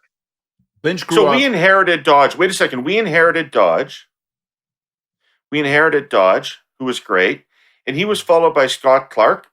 That felt to me like that was Paul's choice, not Chrétien's. Like Chrétien would just find whatever Paul wanted, and the same with Lynch. Is that not right? I think Lynch was slightly different. I don't think there was any tension over either one of those appointments. I think that Scott was clearly Paul's candidate. He wanted him there. It was a natural, organic thing. There was no dispute or difference of opinion on that from the PMO, and therefore Scott just inherited it naturally. That was, and I think that many people saw Lynch as a natural successor coming out of industry, and Lynch both enjoyed Paul's support, and I think Paul was kind of curious about him. He liked the energy of Lynch, and so I think that was there. And Goldenberg wanted Lynch, so I think the combination of those things made it inevitable. But in that sense, I think there was much more jointly arrived at. To me, it was when Paul wanted David to become the governor of the Bank of Canada. I remember clearly Chrétien was kind of like, hey, man, okay, but he's your former deputy, and, so it's going to attract some attention. It's your call. I think Chrétien, to his credit, was like, it's your call, man, but, like, it's going to come with a little bit of grief, and obviously it turned out to be a it turned out to be an outstanding appointment. What do you think, Jenni, that the government would have seen in Sabia that they would have wanted in the government? What do you think they saw that they were lacking that he brings? Well, I think probably the qualities that Scott mentioned. Obviously, I don't know him. I the same as you. From what I've read, they obviously wanted someone. Seemingly, this government's willing to kind of pull in from the outside as opposed to look inside for certain larger appointments. So obviously, they were looking for someone kind of outside. That I think what Scott said is to bring a fresh perspective. I think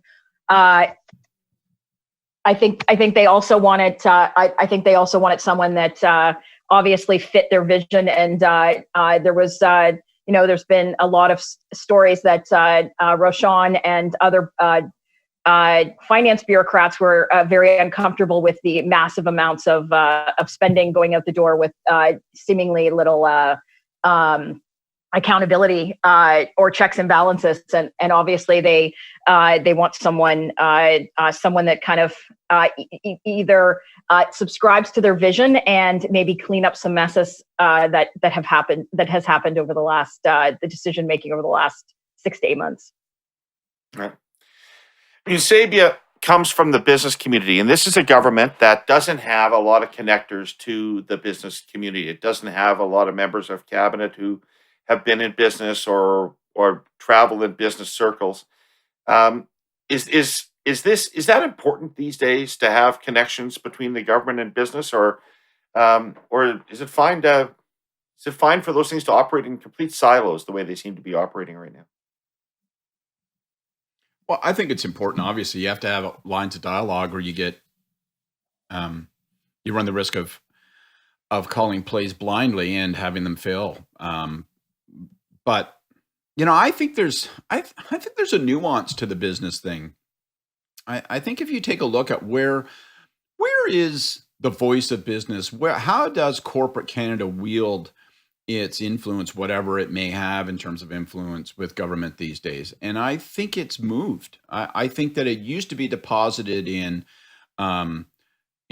larger sectors that operated big companies, the CEO kind of operator. Those are the people that had loud voices, not just in the Harper years, but I think even, prior to that under Mulroney, I think for many years. But I think you're seeing Sabia represents, in my mind, something of a shift, and it's how pervasive the influence of the management consultant world, the institutional investor. Like, where do you find the smartest, most creative business people these days?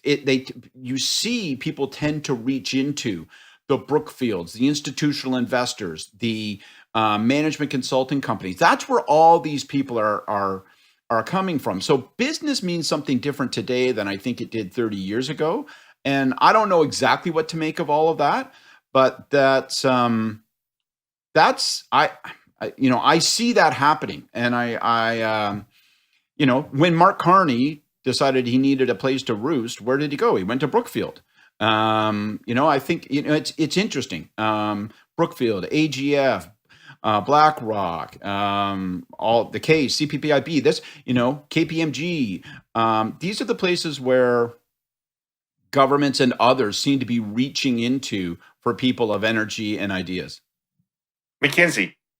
Yeah. And that's right. And has that you see cause and effect there. So our hour is almost up. It's flown by so quickly. We should quickly tell people that we're going to be taking a break till the new year from the panel. The interview portion of the show is going to be continuing, but this will be our last panel for the new year. So we have to ask each other, when we come back, are we in pre-election mode in January? Are we headed toward a spring election in this country or not? Jenni.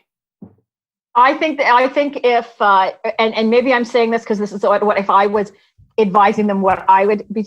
I think the Liberals should want to go as soon as possible before, as I have said, the full ramifications economically of COVID hit us like they're going to hit everyone else around the world. So I'm going to say yes. Yes to a spring election. Scott? There may be a spring election. I have a slightly different take. I don't think the government is operating. We are watching the very same signals, and some of us are concluding that means the government wants an election. I'm concluding the government doesn't want an election. I think they want to get through to the fall. In fact, I'm not certain that this government is necessarily in a rush to have an election period. Like, I don't know if they might be thinking to themselves, why not see if we can live to spring of 2022 or longer? What's the need to have an election in 2021?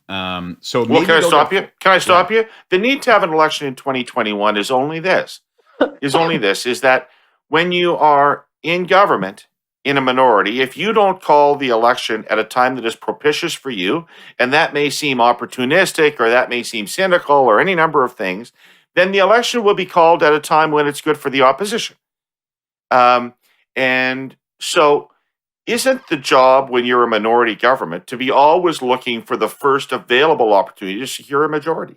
Yeah, I think that's right. But I'm just saying, I don't really think that's what they're doing. That's not my impression. I don't think, and I may be proven wrong, but I don't think they're angling for a March election. And I think there are major risks to a March election. We don't know how COVID is going to unfold in the next 3 months. We don't know how vaccine rollout is going to unfold in the next few months. We don't know what the economic circumstances are going to be during that period. So I just, in any event, I don't think that's what they're doing. It feels to me like. But vaccine rollout's kind of the same. Vaccine rollout, I think, is a reason that they're going to want to go sooner rather than later. So I don't think we're any different. We're in no different position right now on vaccines other than the 249,000 doses that we're apparently going to have by the end of this year. We got 30,000 delivered yesterday. We're going to get another 30,000, I guess, today. We're no different. Like we are still looking at having 6 million doses by the end of March, which is 3 million people, and the Americans are going to be up to 120 million, as well as other European countries. So I think that I think they bought themselves some time on vaccines, but it's only buying themselves some time. I think they're going to be back kind of in the hot seat in another month when there's pictures around the world of massive amounts of vaccination, and we're still not having it. I am convinced that I've now become convinced that you're overestimating the significance of that. I think we're going to have a blizzard of vaccine news and developments and more vaccines that are coming and more doses arriving here from different platforms. I think it's going to be harder and harder for people to say, I'm seeing myself measured against this other country and we're behind or ahead or whatever. I may be wrong, but I think that's going to be far less of a vulnerability than you think. And I think it's going to be far trickier for the opposition to try to exploit that than you think, because I think you got to be very careful to look like you're not pissing on a parade. No, listen, I think that when we hit January, if parents are worried that the Christmas break will turn into what March break was last year, and so it's just going to be 2 extra weeks in January, and then basically kids are going to be home, and we're looking at, if we follow the lead of European countries, we're getting back into like massive lockdowns across the country. So people, it's also not going to be lockdowns in March and April where there's been a glimmer of hope of sunshine. It's the vast majority of us are going to be, snowbound for January, February, March, and I just think that people's, I just think that people's patience on this stuff is going to be even lower than it has been over the last 10 months. All of which makes me think, to David's question, they missed the window. They should have called an election at the end of August. I think it's really hard to gamble right now. I think the risks and the uncertainties of how things are going to unfold between now and March are too great to try to actively plan for your own defeat. Do you think they might want to get defeated on the climate bill?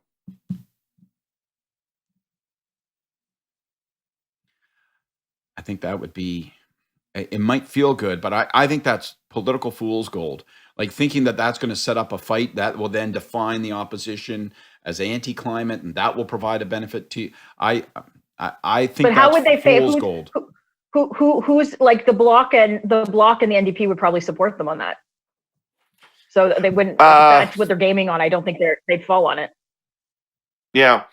I don't know. Annemie Paul says she's not going to support it. Yeah, well, it doesn't matter. She doesn't have a seat in the House. Yeah, I know. But they have a couple. But I'm just saying it's not like it's not like the green side of the equation has rushed out and embraced this. Anyway, I think we're out of time, except for. Okay. Yeah, go ahead. Go ahead, Jen. No, go ahead. No. I'm done. I'm done. We'll talk about it in January. Okay, let's end with Hey You. Who wants to start? Who's got a Hey You they want to start with? You go ahead, Scott. All right, my Hey You is to Diane Leboutillier, the Minister of National Revenue. And Hey You, when the CERB was launched, it was launched in a hectic mess. Okay, they were trying to build new policy from scratch. And we were told by Morneau in public, it was 5,000. He said gross. Then later they said, no, it can't be gross. Finance department got all over it. They changed the website. Now we're finding out there are some people that are finding out that they have to have a ton of it clawed back. Look, I recognize buyer beware. A bunch of people should have goddamn well known that if they were making more off CERB than they made in their normal life prior to the pandemic, they probably were going to have to put something back in the kitty. But hey, this thing was made up on the fly. The rules were effectively changed on the fly. The government was not clear about the ground rules. I think you say, you know what? I didn't technically see you speeding at the time, and therefore you don't get a ticket. And that stuff just gets wiped out. So my Hey You is to the Minister of National Revenue. You should just say, my Christmas gift to people is there's no going back on CERB. Fuck it.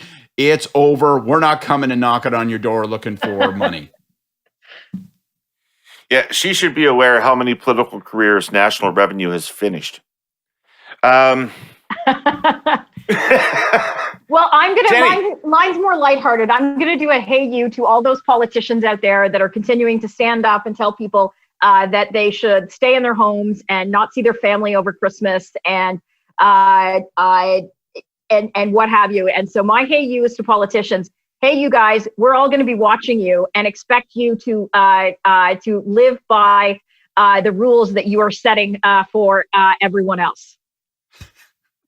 Menacing. There we go. Hey, you. I'll claw your goddamn throat out, Tori. If I see you on a beach in Florida, you're going to end up regretting it. It was a very lighthearted, very, very, very lighthearted. A real sugar plum dance there. My Hey You is to the Minister of Health, Patty Hajdu. Hey you, Patty Hajdu, here's the correct answer. No, the National Hockey League will not be buying its way to the front of the line. We have principles in Canada about who gets these vaccines first. We've decided it's going to our most vulnerable people first, and then there'll be an orderly rollout. I don't know if I actually have the authority to stop the NHL from buying it, but if I don't have it, I'm going to get that authority because the NHL is not going to buy their way to the front of the line in Canada. That's the answer. I got a Hey You for you, David. Hey you. Yeah. Amanda Lang points out in her interview that those are not books but CDs behind you. Right. You still are listening to CDs? Have you tried to take them to like a bookstore, like a secondhand bookstore and say, I have 7,500 CDs. I was hoping I could cash in for, say, $1 each and have somebody laugh at you and say, you got to carry them back out to your trunk and get the hell out of here. Like, what are you going to do with all those CDs? Not only do I still own CDs, Scott, but when they come out with the remastered versions of these CDs that I already own, I then buy those remastered versions. And then when they come out with the deluxe edition with 3 songs that were originally left off back in 1972, I buy that version. And then when they come out with the box set, I buy that version. I love having the physical copy. I think it sounds better. And actually, to be truthful, my policy these days is very simple. I stream music from rich musicians and I buy music from poor musicians. So I still buy the physical CDs that I now buy are from people who could use the cash. Okay, that's all which right. is most people in the music business. All right, sure. You turn this from like a fun little thing I get to make fun of you into like a moral play, and I can't say a darn thing on the eve of Christmas about. All right, you're a good person. You're a better person. Thank you. Thank you very much. I love you both. And I will see you, but for the purposes of this pod, Merry Christmas. Merry Christmas. Merry Christmas, guys. Why